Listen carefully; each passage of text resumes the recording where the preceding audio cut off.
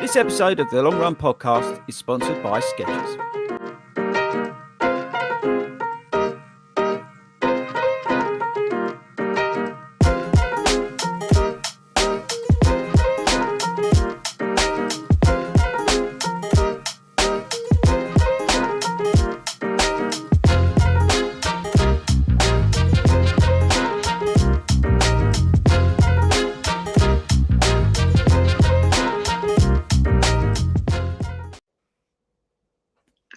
Hello, everybody, and welcome to The Long Run, a live stream and podcast brought to you by the FORDY Runs running community and our sponsors, Skechers.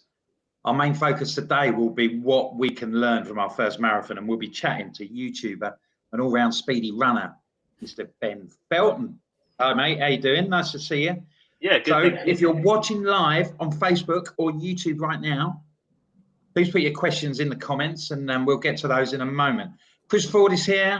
Producer Toby's back, and Sabrina's here to help out as well. But there is one absentee, and Alan's not here. And he's asked me to read out a few words on his behalf. So here goes. This is Alan. I've asked Wilco to read out a statement on my behalf, as I'm absent from the show and will be for a few weeks. The purpose is simple. I'd like to start a conversation with you all about mental health. As fellow runners of all abilities, we often talk about the benefits of running and exercise in general, and the impact it can have on maintaining good mental health. However, I am no longer in a place where running is enough. Life has got way harder, and running, preparing for races, coaching others to succeed, and generally engaging in making FORDY Runs a vibrant and active community has had the opposite effect. It has become a source of anxiety and more. So when something you love stops being part of the cure and has become part of the problem, it's time to stop, take stock, and reassess. When it starts to hurt your loved ones, your family, your friends, and your colleagues, it's time to do things differently. This is why I'm taking a break from the podcast. It's not an easy decision. I'm not even sure it's the right decision, but it feels right now. Trying to put a positive spin on my mental health issues is where I want to focus.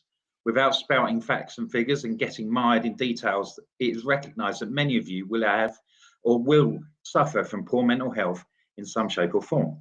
It may take the form of clinical depression, it may take the form of a loss of motivation, it may take the form of comfort eating, and it may take more extreme forms. And ultimately, it doesn't matter. What matters is that it will stop you from being the person you really are.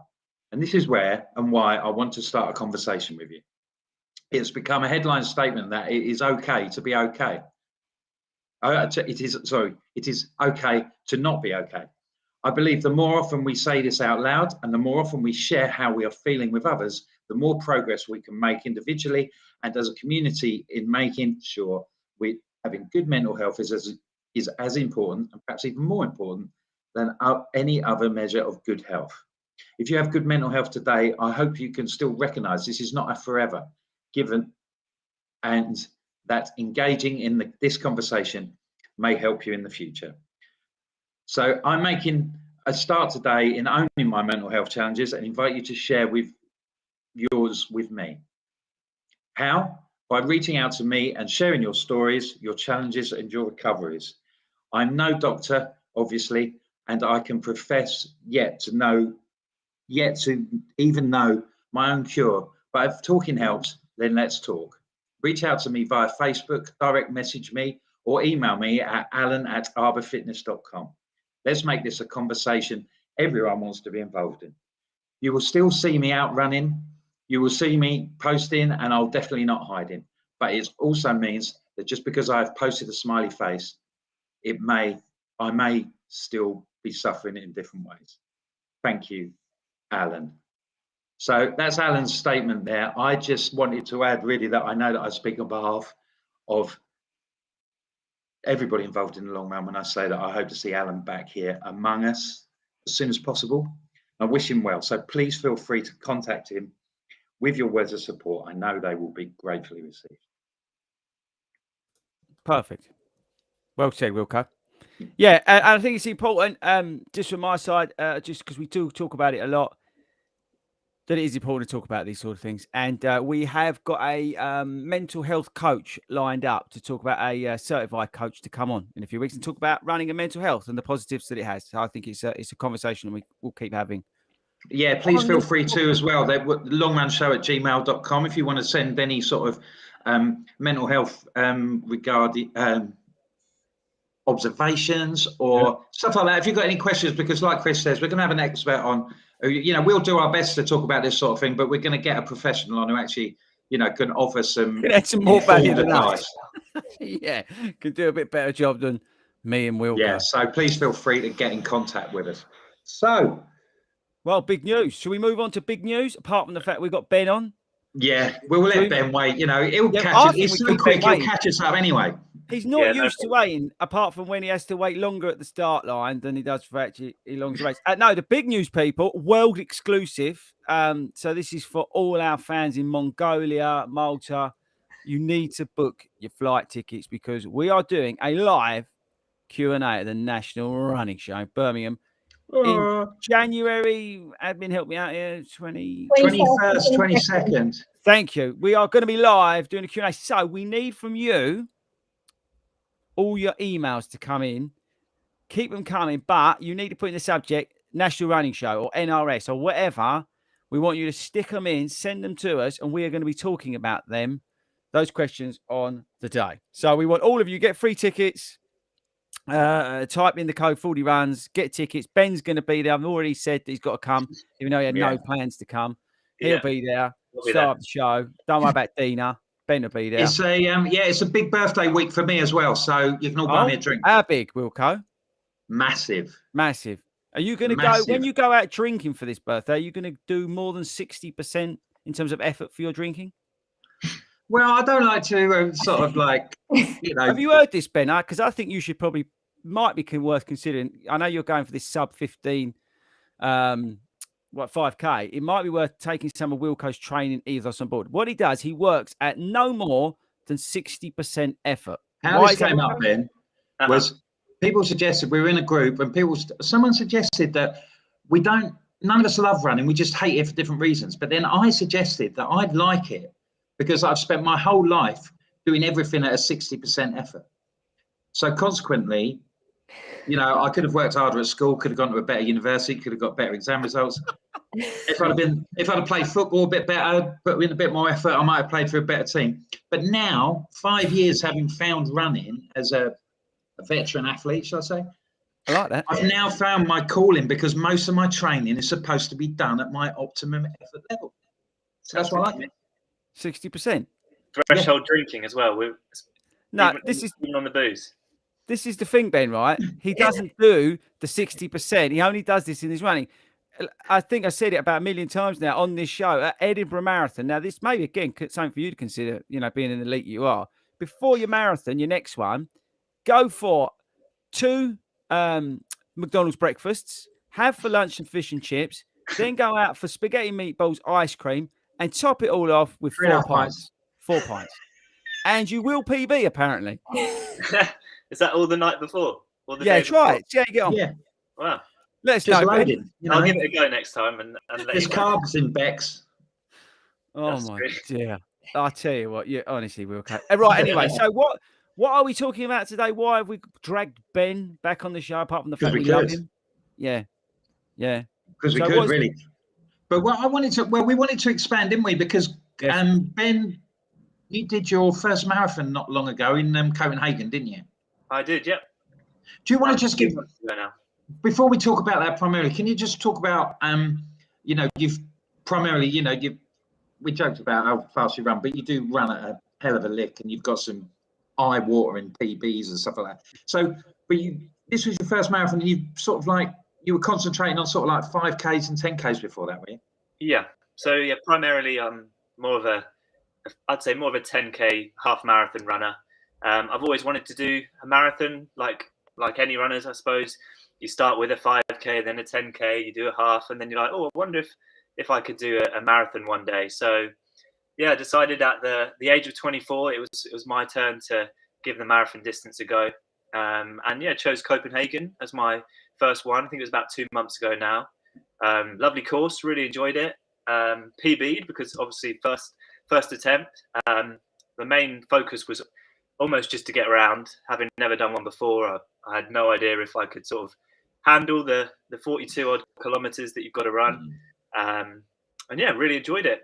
I'm looking forward to doing another one later in the year. I was just saying before we jumped live, I was planning on doing Valencia in December time, but that's yet to be confirmed. I was going to enter, and then it was sold out. So I might have to drop an email to some people to see if you're listening from Valencia Marathon, if Valencia Marathon are there, are here listening, then yeah, drop me an email. I'd love to be on that start line. Ben, out of interest, what was your biggest sort of noticeable difference between training between the half and the full? Like the step up, was it just purely mileage, or was, I don't know, it's so hard because you know what I mean? What was the biggest takeaway in terms of difference, would you say? I think for me it was mileage was the main big difference between my training. At the time when I was sort of doing the marathon, I had like 10K and half marathon races in the build up, so I didn't necessarily want to change too much of my training. So like my interval training, my track sessions, that sort of thing, they didn't really change that much. It was just the overall mileage. Sort of, I had a bit more of a focus on long runs, and in the week I'd try and get maybe, I don't know, 20% more easy miles in, just to make sure I had that sort of aerobic base when it came to the longer distance stuff. What was your furthest run you did, out of interest? Because everybody asks, what should you be doing? I think the longest run I did was either 32 or 35 kilometers, so just over that 20-mile mark. Yeah, so it's about the same as, but how long does that take you, right? And the reason I ask is because, you know, we always get told coaching and stuff like, you know, there's no real benefit over 3.5 hours, blah, blah, blah, blah, blah. So, I mean, but because you're so bleeding fast, how long did that take you? Like 10 minutes? Yeah, I think I did a couple of long runs sort of at an easier pace, and then I did a couple of long runs that were more closer to my marathon pace. I never really got anywhere near my marathon pace on my long runs in the build-up, which I also think is fairly interesting. It's only on the day that I really sort of went for it and thought, oh, this is a pace I think I can maintain for a marathon. But in reality, I had no idea if that was going to happen. So I think around the 2 hour, 2.5 hours was the longest sort of runs I'd do in the build-up. Some of them at easy pace, some of them more at I don't know, maybe 20 seconds off my goal marathon pace, just to try and get used to that sort of speed, practice fueling, that sort of thing. So you never ran at your goal pace, really? Is that what Not really. I did a couple of long runs where I ran sort of segments of it at marathon pace, but most of my long runs were, a lot under the pace I maintained for the marathon. And again, that shows you that benefit of, you know, doing them easier and focusing, like you said before. Were these in a sort of formal plan, Ben? Because you said you had lots of races in between. So did you sort of like just think, well, I'll just go along and sort of like make it, you know, wing it a little bit, make it as I go along? Or did you elite runner, you can't just wing it, Wilco. No, but what I'm saying is, no, perhaps that's the wrong phrase. But what I'm saying is, was it a formal plan that you followed when you were preparing for your first one? So no, I didn't follow a formal plan or anything like that. The way I trained, you in the corner. I train with my local athletics club as well, called Chelmsford, Chelmsford AC. And I like to train with those guys twice a week, just because I can get some sort of speed work in that is not necessarily easy to do on your own. And I train with a group that are more focused on the shorter distance. They're more 800, 1500 meter runners. So I still wanted to maintain that sort of speed, that interval training. But obviously with the marathon, it has less importance. So I didn't actually follow a strict sort of regime when it came to the training. I had a sort of weekly mileage that I wanted to sort of hit. And then my sessions were sort of a lot more flexible. When it came to my Sunday long run, I would basically, if my legs were fresh, I'd do them a bit harder. If I was feeling tired from a week's training, I would literally just go out and plod them and just get them done. But I was always trying to hit around that 100 mile a week mark.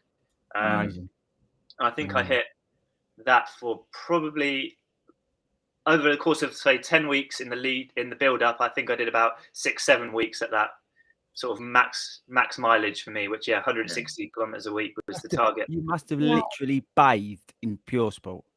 Like, Yeah, literally. Like, we are just to Yeah. give you a heads up, Ben.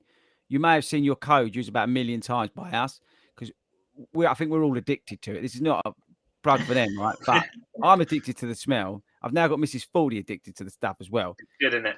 You Yeah. must to do a 100-mile week, right? I think I'd actually like just cake it on over my whole body just to try and recover. How can you recover from a 100-mile week?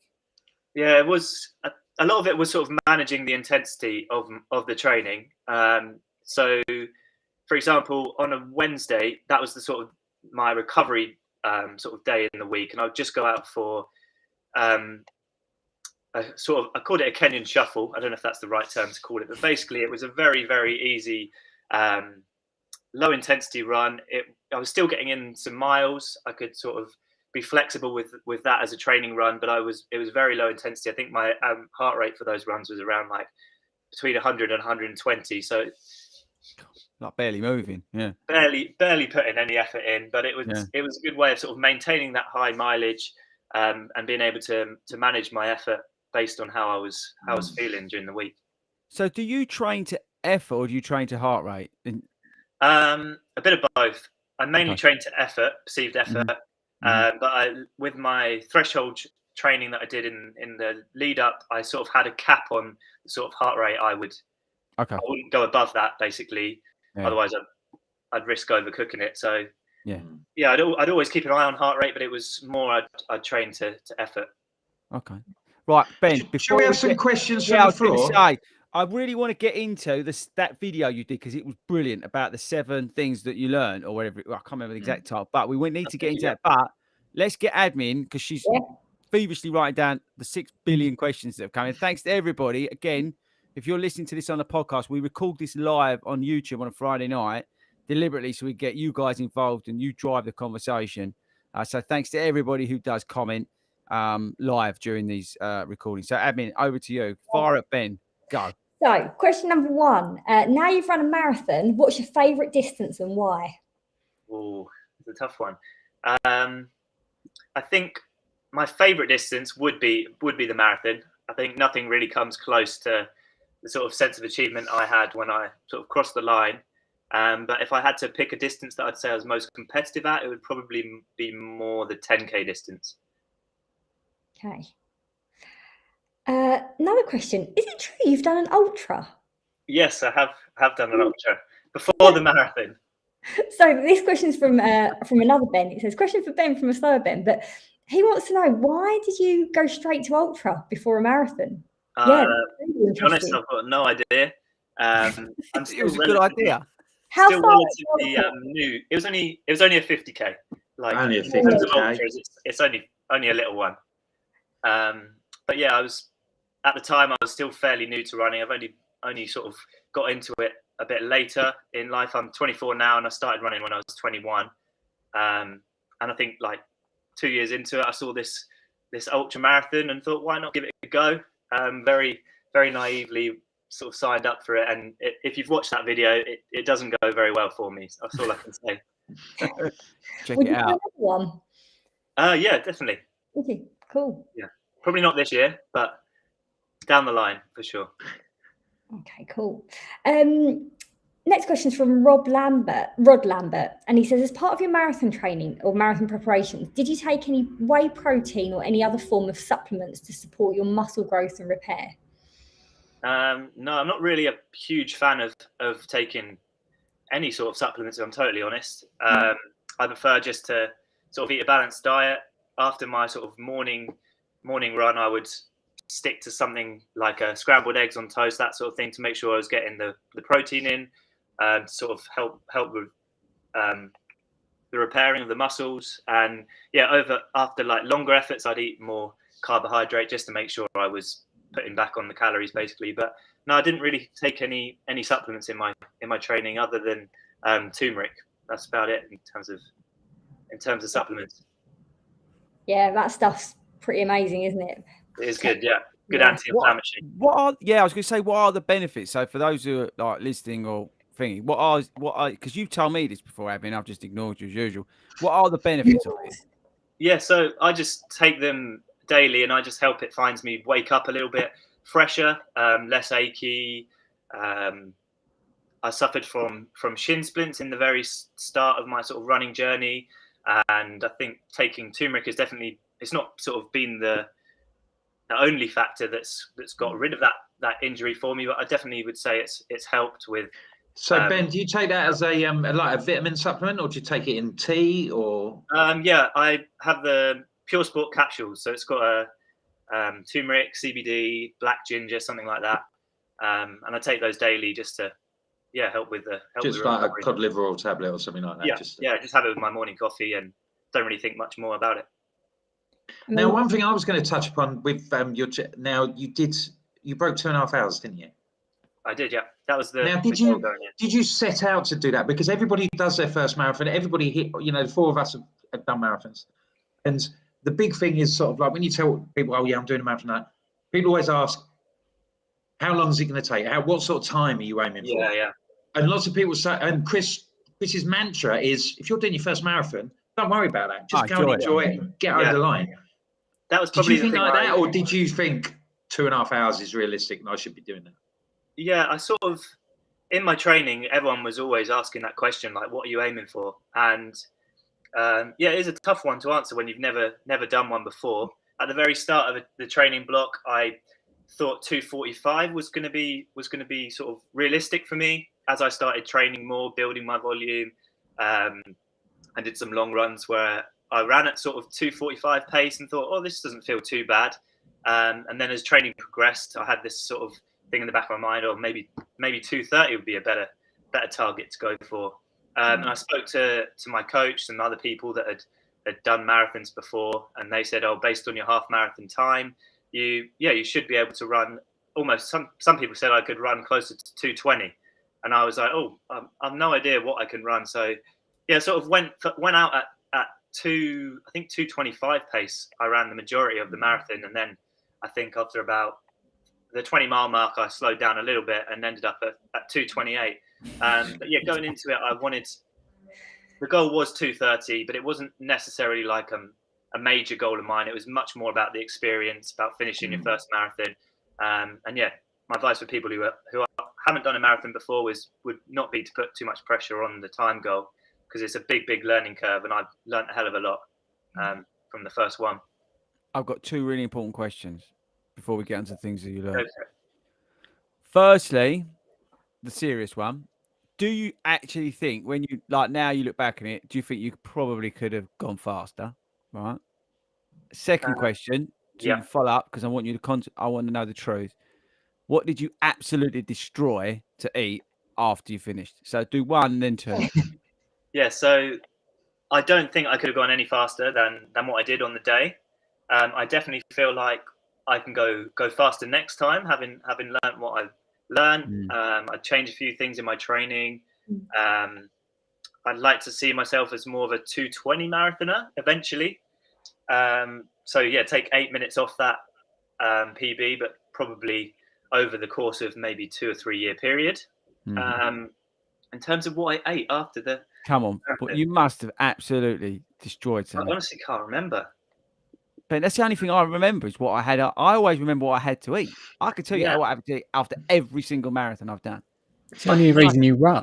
Did you guess the only reason I run? I remember the first thing I ate. I remember we ate a lot of food because we went to Copenhagen and had a bit of a holiday out there.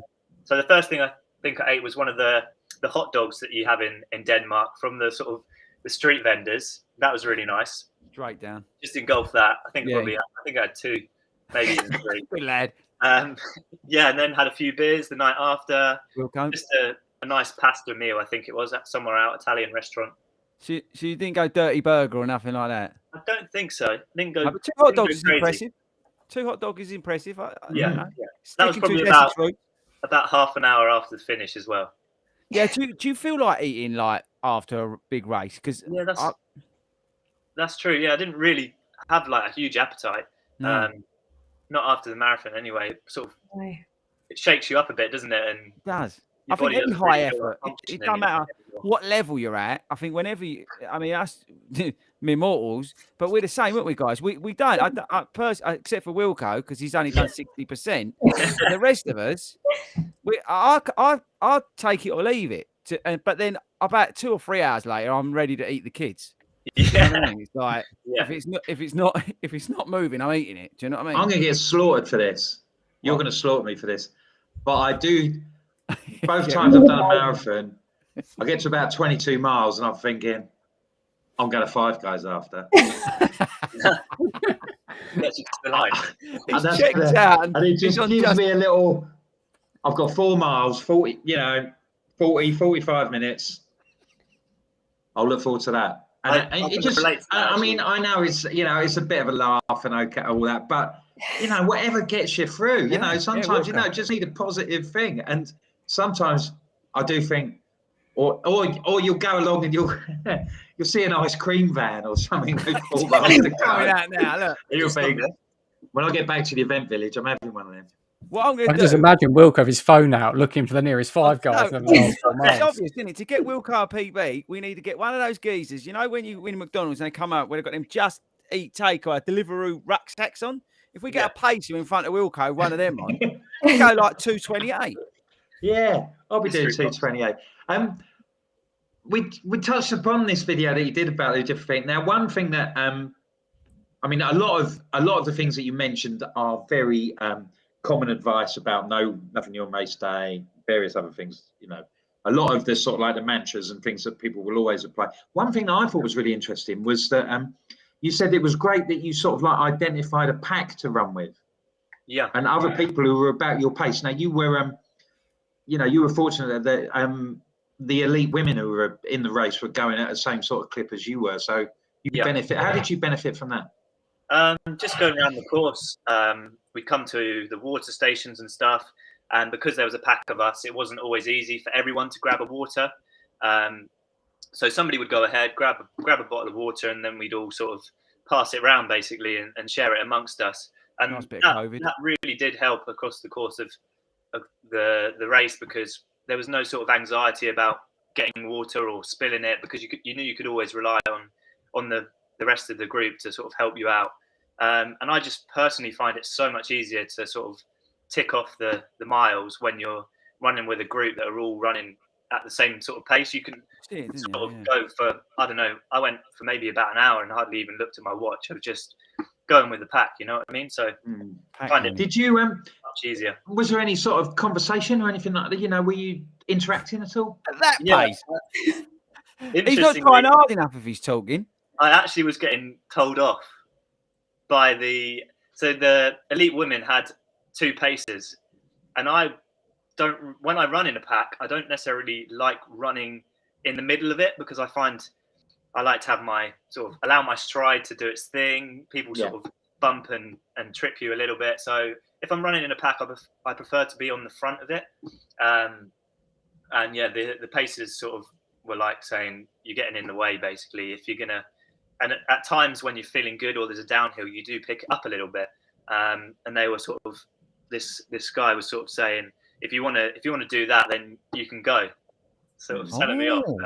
It's quite interesting, isn't it? Usually, because if you run with a pacer at an event, they're the ones who are driving you on, telling people, "Come on, keep going," all this sort of. This bloke was telling you, "Get out of the bloody way." Yeah, pretty much. Well, from his point of view, he was probably getting paid to pace these women at a certain pace, and you got some numpty sort of running in front of him, making his job really quite difficult. So I don't blame him. I'll tell you what. You told us is you pace the elite women is what happened. Yeah, basically, yeah. Yeah, you pace the elite women. until they drop me at about 35k. What's it like, right, when you're in a pack, and because I'm sure you've done this multiple times, and you're in a pack and you're like cruising along, and then you just like look over your shoulder and just drop them.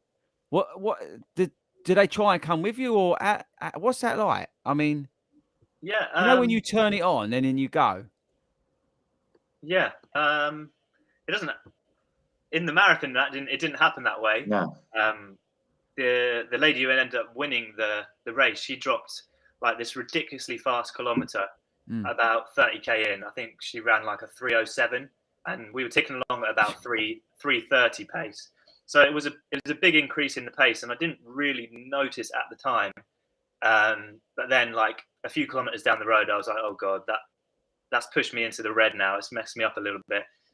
So she obviously got the tactics right on the day. She was just settled into the pack, and then when she decided to go, she basically left us all for because dead. it is so tactical, isn't it? You saw that at the games just on the TV the other day. It's like Yeah. it is so tactical. That's why I asked, Yeah. when do you pick it? You know, do you not worry more about your pace, but you're worrying about what the pack's doing to make that decision, or you just focus on your own pace? Or yeah, I think I personally would like to try and stay with the group and stay as relaxed as I can for as long as I can. And then if I get to sort of the back end of the race and I've got something left, then it's time to start picking it up. But most of the time when you're in a group, it doesn't really come down to that. It's just sort of the weaker ones sort of drop off the back, and the pack just whittles down naturally. So sometimes it's not necessarily the increase in pace, it's just sort of maintaining it over the duration. I like that. Toby called you weaker, Toby. Right, let's get some more value to our avid viewers. Admin, fire in some of those amazing questions, and then we'll carry on grilling him. Yes, there's a question around how you found the last 5K. So how did you find the last 5K of the marathon, and what was your recovery process other than eating 3 hot dogs? Yeah, the last 5K was pretty tough. On the day there was like a tracking app, and all my sort of club mates were tracking me, and I had a look back at the group chat on after the race, and yeah, I slowed down quite considerably. I think it was more of a just get to the line as soon as I possibly could. Yeah. And it was very painful. I was cramping in the sort of abs area. Everything was telling me to stop. Probably from the last sort of 10K were pretty difficult.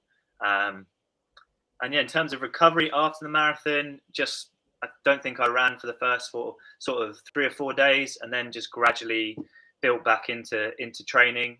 A week after the marathon, I ran a half marathon. That's a great recovery tip. Well done. The Hackney half. Oh yes, yeah, I remember. Yeah, I got a lot of hate comments for that. Oh. Not necessarily the most sensible thing to be doing, which I obviously know. And I was just doing it for a bit of fun, really. Yeah, but you got to do what you got to do, brother. I mean, let the haters hate. You know, making YouTube videos, we've got to go to That's these what I'm saying. We're YouTube. You got to get out of your comfort zone if you're doing stuff like that. Yeah, sure. Do your own thing, bruv. But just reduce the training and make sure you get good sleep, good food, and try not to put too much pressure on returning to running, because for me it took me like at least 2 months to get back to the sort of fitness and training intensity that I was previously doing towards the marathon. It takes a lot out of you. Did that come as a surprise to you after doing the marathon? Because obviously you've done big races before and stuff. Yeah. The extent of the recovery period that you actually needed. Yeah. Having gone 26.2. Yeah. Interestingly, I felt more recovered than I was. So I would go into sessions where I knew the sort of paces I would hit before the marathon, and I was about 5 to 10 seconds per kilometer off those paces, despite putting in the same effort. So I think, although I didn't feel like this like overload of fatigue, it definitely was showing in the training and the intensity that I was able to put out, basically. Yeah. I've got a question for you. Oh no. No, this is a serious one. It's a good one. I follow you on Instagram and stuff. Do you ever have a bad run? Because you're always on a high, and genuinely, you run a kilometre, I think, quicker than Toby, Chris, and I did a skydive about a year ago. And I don't think we fell from the sky as quick as a kilometre as we run one. What an analogy. I love that. Quicker than a person falling into their races all the time. All the time. And how do you mentally get over them? Because I think that's quite hard, isn't it? When you're in a training plan, you have good runs, you have bad runs, but yeah, how do you keep yourself going in those really tough runs? I try not to dwell on the sort of bad performance. Obviously, give yourself a couple of days, a week to sort of get over it. Like sometimes not easy to take if you've put in like months and months of training for one event and then it doesn't go your way. But I like to get another race sort of in the calendar, something to look forward to, and almost use a disappointment to sort of rechannel and refocus on the next one, and make sure that I train even harder for the next sort of 3 or 4 week period, and then give it another go. I have probably every 1 in 4 races will go pretty rubbish for me, and then maybe 1 in 10 races will go amazing. So you just never know on the day sometimes how it's going to go. Yeah. How do you avoid overtraining, Ben? I like to I'm a big advocate for sort of listening to my body on a daily basis. So if I'm feeling like I'm sort of maybe overcooking it, or I pushed a little bit too hard on a session, I'll make sure that the next few days are easy. I'll basically adjust my training based on how I'm feeling, and I'm not afraid to sort of push back a session a couple of days, or make a tempo run, an easy run, or a 10-mile run, a 5-mile run. I think you got to really listen to how your body's reacting to the training, because if you do put yourself into overtraining, then it's not going to benefit you. So I think I've learned that over time, really.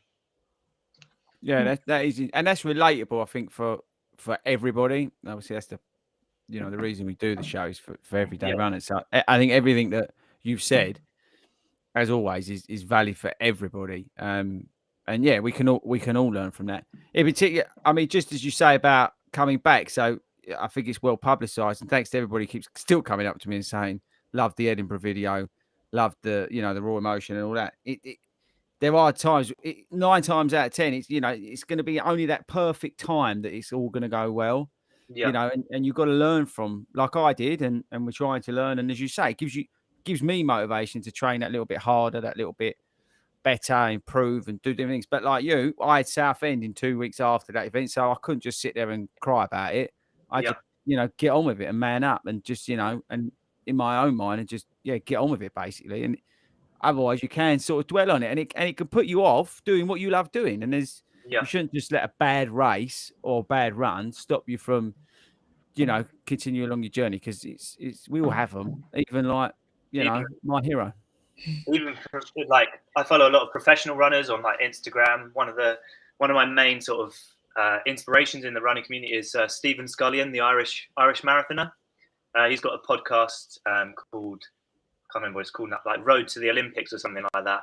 And he basically documents all his training on there, and goes through his races, his training. And I think maybe like 2 weeks before I had a bad race, he himself had a bad race. He didn't finish his marathon. And just sort of, everyone has bad races, and it's okay. Like, part of the cycle. Yeah, it's part of the cycle. It's part of running. There's ups and downs.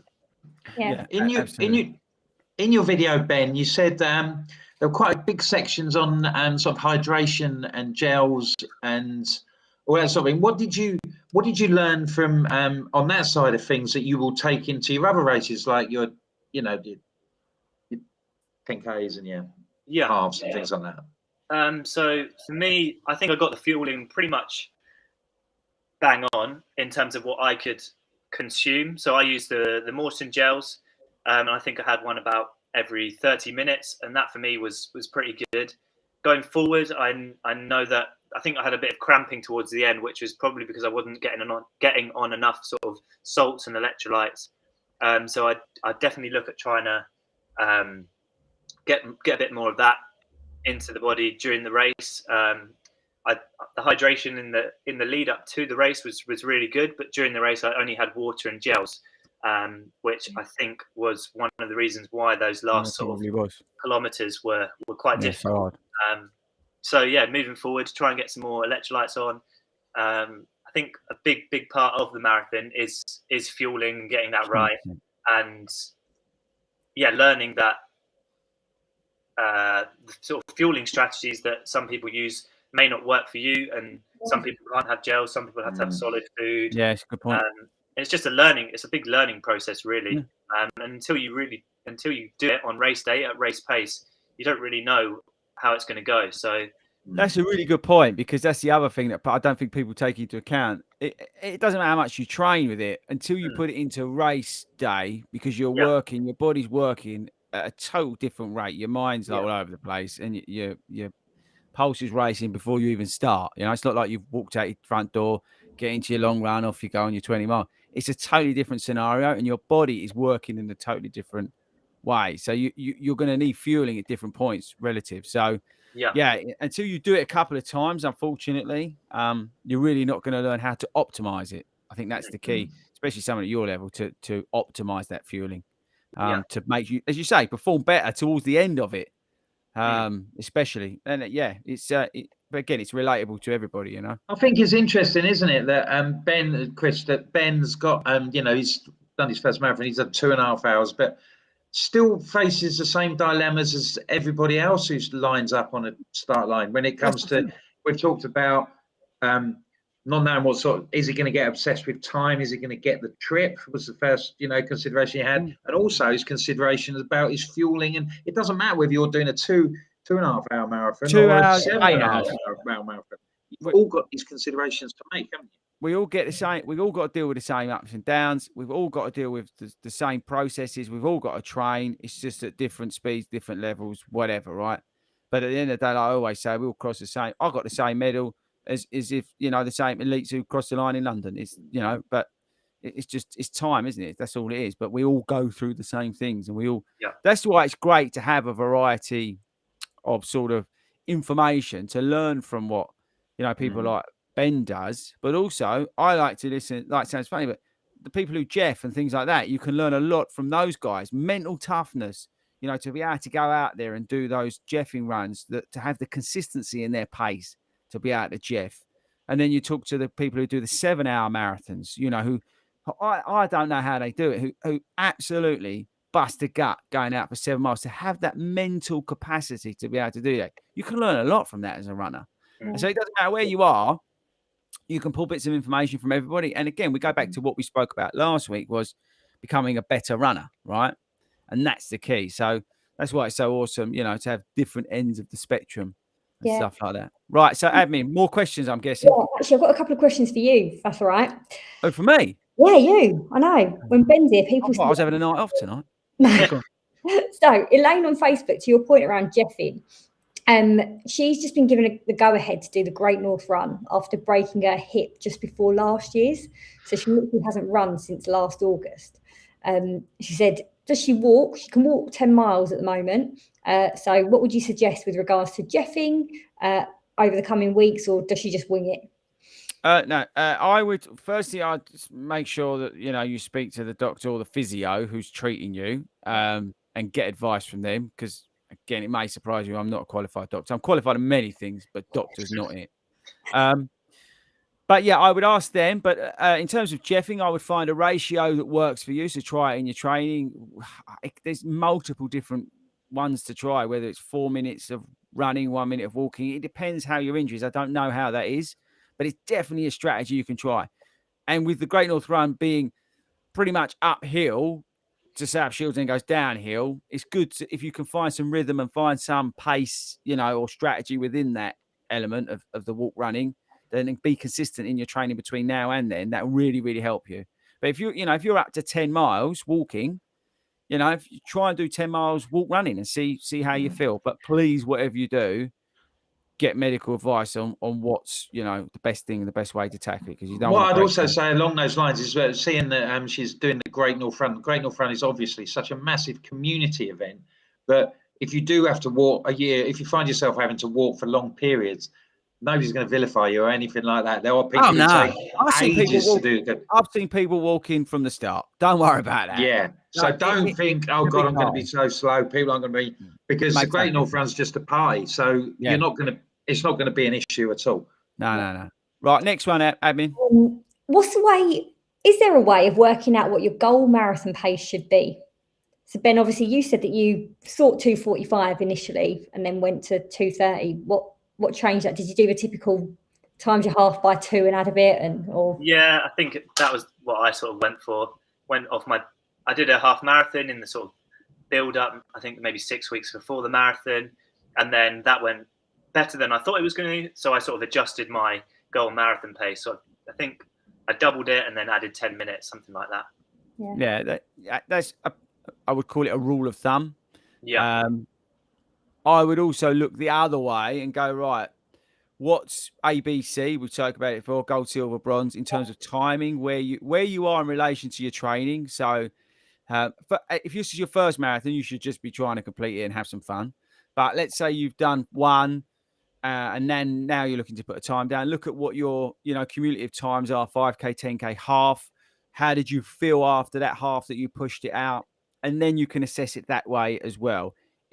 There is the rule of thumb, but at the same time, I try to give it a bit more wiggle room, and then have those sort of two goals in mind, and then you can sort of see in the training, how does that feel? So step on it. So let's say it's 9:09 for argument's sake, sub 4 hour marathon. Do your goal pace run in at sort of 9-minute miles. See how that feels. If that's a little bit strong and you're really fatiguing at the end of it, then come back out to like 9:07, 9:08, maybe 9:09, and see how you feel. So give yourself a little bit of wiggle room on that. But yeah, you've got that general rule of thumb that you can always. I love Garmin pumps out these most random numbers. I'm nearly as fast as Ben, according to my Garmin. It's amazing how quick it reckons I can run. I've got absolutely no chance. We all know that's wrong, though, don't we? Yeah, well, we all know your Garmin is wrong, Toby, as we've proved multiple times. There is a calculator out that's called VDOT Calc on the App Store as well, where you can chuck in your time from a known distance, and it'll give you your suggested paces. But as you say, they're only suggested. Yeah, and you're never going to do it. If you can't do maths like me. Yeah, that is true. Right, Admin, what else have we got? Got a trainer question. Oh, Ben. So, yeah, it says, Ben, the new Mac 5. Oh, he's done a video, big promo for Ben. If you're not already, I mean, I'm hoping everybody by now is following Ben's channel and subscribed and on following him or stalking him like Admin does on Instagram. So make sure you're all over that. But he's put a video out on the Mac 5 today, which I've not tried personally because I can't be bothered. But what do you think, Ben? Yeah. So with that question, the Mac 5 is definitely an improvement to the 4.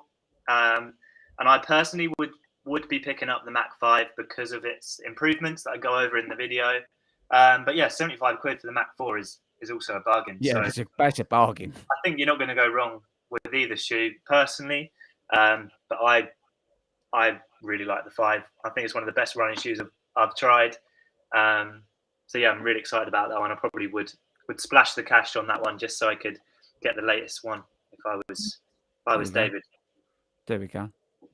And then there's one on socks for you. Oh, random. Love a sock question. Love a sock question.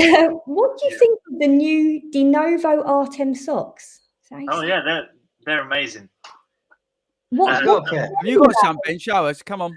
I have, but they're in the wash. I wore them on my runs up. They need to send you more. I haven't got them on. No, shout out to De Novo R10. Go and buy your socks. You can sponsor the pod if you want. Just email. Sure. What's the email, Wilco? longrunShow@gmail.com. Yeah, we're only taking big money offers now. We're doing a live Q&A at the National Running Show. We're only taking big money offers. 6 figures, people. 6 figures only. But we're happy to promote socks if you send us all a pair.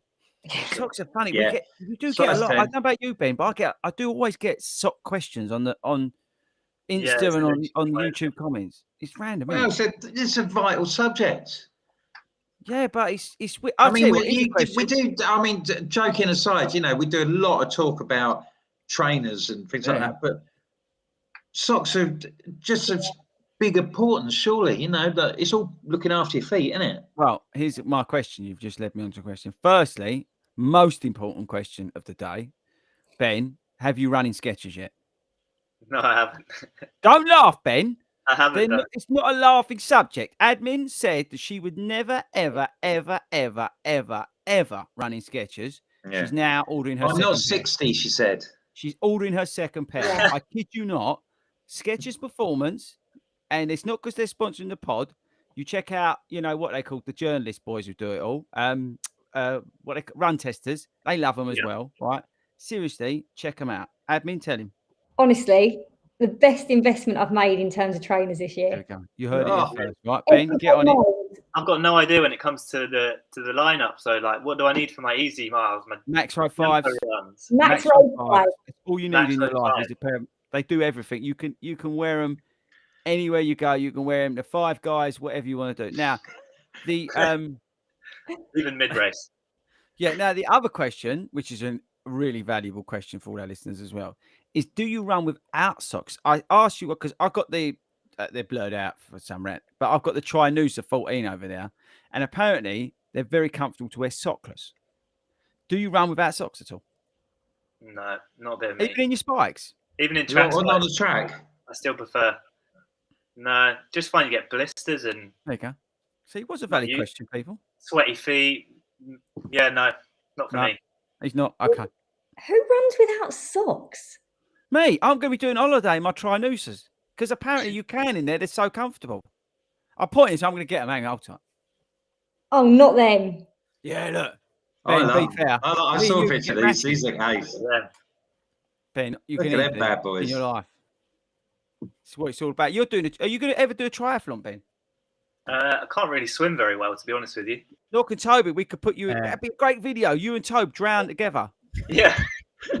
we drown and then progressively get better throughout the race. Actually, talking of videos, Ben, I've got a challenge for you. I know you're very, very busy. I appreciate that. But this is not going to be a big drama for you because it's in your manner, right? Right. We've got a load of people in our Hartford running group who want to smash the living daylights out of their park run PB, right? Yeah. Now, have you ever done Westcliff Park Run? No, I haven't. Right. This has got you all over it. The records, I think, I might be wrong, 15, 16 minutes, something like that, right? It is, the seafront. It is literally out, turn around at one of the sheds and back. It is dead aim flat, right? Yeah. Now, we got Wilksy down there. I don't think he's got the record, but Michael Wilkes, he's rapid. Yeah. We're all going to go down there and try and beat our park run PBs.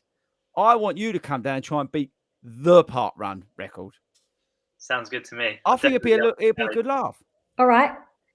We'll have to look it up. Yeah, honestly, you would love it because it is literally bang, bang. Tomorrow morning, 9 o'clock? He's already on it. Look, he's got another record I could take down. Yeah. 15:04. 15:04 the record. That's Ben. a stretch. Yeah, but I tell you, it is proper rap. Are you sure that's right? What did you do at your local? You did your local park run, Malden, wasn't it? didn't you? 15:30 in Malden. That is quick. My park run PB. That is quick. But you recovered so quick after that, you could have gone harder. Be fair. Maybe. You did. I would give 15:04 a go on a good day, though. All right. Yeah, it's a bit like he does on a Tuesday night. He leans over and says, "What's the matter with you? You're not throwing up. You're not dying." It's true. Ben, we've got a sick more. poll in Broxbourne. We actually have a sick poll for people I've put in place. It's true. We love it. We have had one person be sick. Huh? We have had one person be sick. We have had one person be. But to be fair, it's when she was running past the chippy, not when she got back. You'd like Hayden, Ben. Hayden was on last week. He takes his runners. We've got a group in down in Surrey at Bushy. Have you done Bushy, by the way? No, I haven't. It's on the bucket list. If you go down there, I'll hook you up with Hayden. And Mel. Mel runs it, right? Don't nick any of the tokens because she will kill you. But she runs it down there. But Hayden takes all his runners. They just go to the fish and chip shop. They just run to the pub or run to the fish and chip shop at a club night. Brilliant.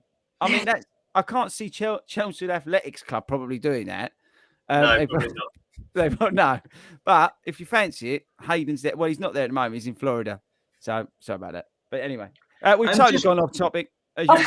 Actually, we've had a good question come through. Oh, you can answer this one. Do you have any strict routines before you run? E.g., the right sock first, 3 jumps. I don't know what you eat. Time of getting up. What's your routine? Have to have a coffee. If I haven't had a coffee, then it's going to be a rubbish run. So that's pretty important. But other than that, just make sure I've got my shoes on, my watch on. No sort of routine. Yeah, that's. Or is he talking? Is the question? Oh, sorry, Charlene. Charlie, is it rituals or is it strict routines? Because some people, I know what she's saying. Some people like put their pants on back to front, turn around and put them on again. Tobe don't wear any, but it's like some people have got what time of the day is this? That they do. No, it's true though. Like I know what you mean. It's like my ritual is to go for a wee about 50 times during the run. During the run. Oh yeah, rituals. So, Wilco, you got any rituals apart from having like more food than any possible man ever needs before a race? Not that bad. No, you're not. No, I'm not. I like to get there nice and early, really. That's the only thing. I like to be there at least an hour before. Yeah, hour before is a good chat. Toby, you got any rituals that you do? Mine's only going back in and out of the house about 5 times to get everything I've forgotten. Yeah, there is that. You do take a long time. Admin, what about you before you start? You got any pre-race rituals? No. You usually get some. It's funny. I look back at my best race and think, what did I do then that I should do every single time now? But you just forget, don't you? Yeah. I'm guessing we probably do, but we don't realise that we do. Yeah, that's probably it. That repetitive thing. You probably do something, but you don't realise that you're doing it. Does that make sense? That's right. That's the basis of good habits, isn't it? You don't even know you're doing it. Like retying your laces, or doing.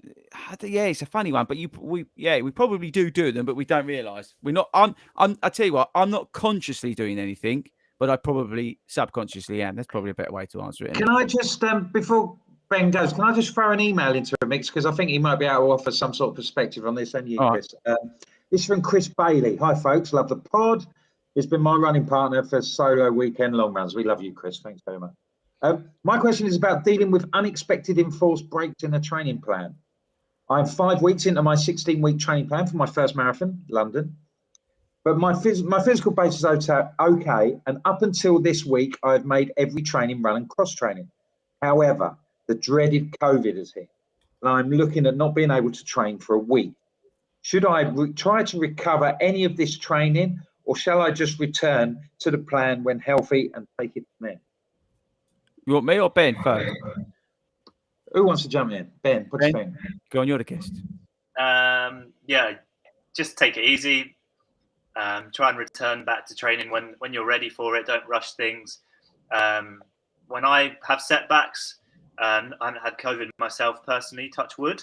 But if I have a setback in my training, the key is to build it back slowly. If you rush back into it, you can end up doing yourself more harm than good sometimes. So definitely I wouldn't rush into it if I were you. Just allow yourself to recover fully, especially from something like COVID. It's going to affect your respiratory system. That would be my advice. Yeah, I think. Chris? Yeah, I think bang on with COVID in terms of respiratory. It is you've got to be really careful. I tell anyone that's coming back to me, I say work at 50% once you've come back. In terms of the question about where to jump into the plan, never chase miles. Never try and catch up. It's pointless. You're never going to gain anything. Go back into the plan, but take it easy. Dial it down in terms of effort, and maybe look at some of those distances that you could probably just scale down. A week's not going to make any difference, but if you've had COVID, the chances are it's going to take 2 or 3 weeks to actually get through your system. Admin, you've just had COVID. So what would you say about that? Yeah, it was hard going back, and I wanted to think that I could just run again. And that first run back in Hertford with the group, and I was like, oh my God, I looked at my watch and I was going way slower, and my effort was like through the roof. So you've got to take it easy. You've got to listen to your body. Don't try and pile on the miles. Go back into it gradually, slowly, and definitely slow it down and take the miles, take the pressure off. Yeah, never chase miles, people. There's no upside. You're just going to wreck your body and wreck your mind. It's just and this is a good question that's just coming from Lawrence on YouTube. Thanks, Lawrence. Ben, how do you find running with glasses? What do you use to keep them in place? Yeah, I don't have any issues. I recently got contact lenses so that I've got the option. But yeah, just a good pair of Specsavers basics. What a legend. They can sponsor the pod if they want to. Yeah. No sort of mist spray or anything. I get that question quite a lot. But no, I personally don't have any issues unless it's really cold outside. It's usually when you come back into the house they fog up for me. But yeah, no. Would that be I mean, I'm not a spectacle wearer, so I don't mean. Would that be a personal sort of thing? Is it the sort of thing that affects different people in different ways? Yeah, I guess so. So when I do treadmill runs, I get really sweaty and my glasses end up like sort of falling down my nose. So I just take them off. And yeah, like I said, got the option now to wear contacts. Probably will do that a little bit more moving forward. But for the majority of the time, for my sort of training, my daily miles, I don't really have too much of a problem with it. And no bad experiences. There you go. There we go. He's not got blue tack underneath from Lawrence. He's not got like little bit of blue text out there. Just get one of them wires, actually. That's it. One of them things, isn't it?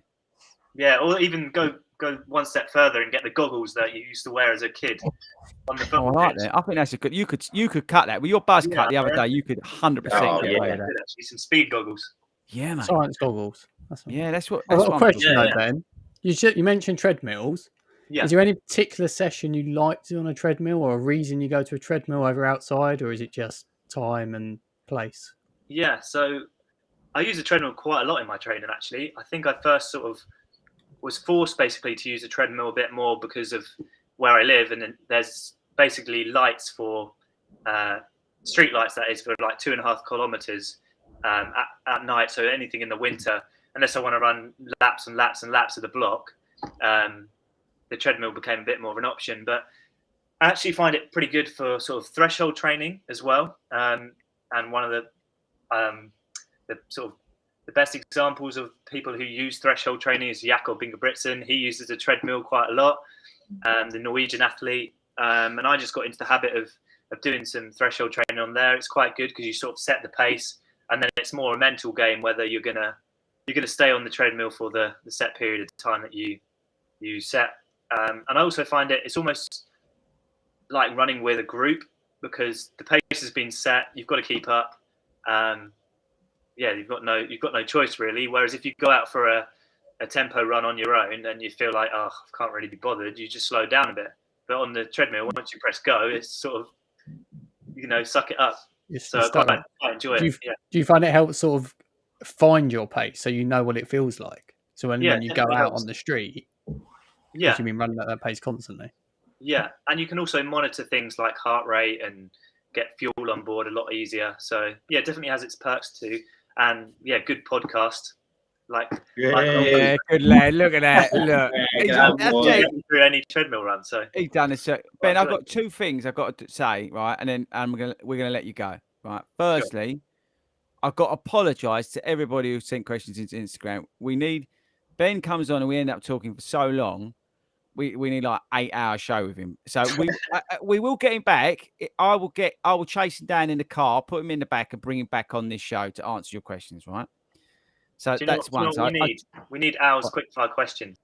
Yeah, it's true. Yeah, it's true. We need the lightning round. We could have done that. So I will get those questions in at some point. So apologies to those people on Instagram. I think some of them actually got answered. The other thing, what I wanted to know about your treadmill, and then we will let you go, promise, is do you run, when you run on the treadmill, are you running like in super shoes on the treadmill? Because the bounce, right? What do you run with on the treadmill? Do you run with plates or not plates? Or I'll go for it. You go Zoom X on the On the Alpha Flies. It's hardcore. Meta Speed Skies, the lot. It's hardcore. I love it. Yeah. He loves it. Right, let him go, Wilco. Come on, let him go. Well, thanks ever so much for joining us, Ben. Thanks for your time, mate. Thanks to everybody.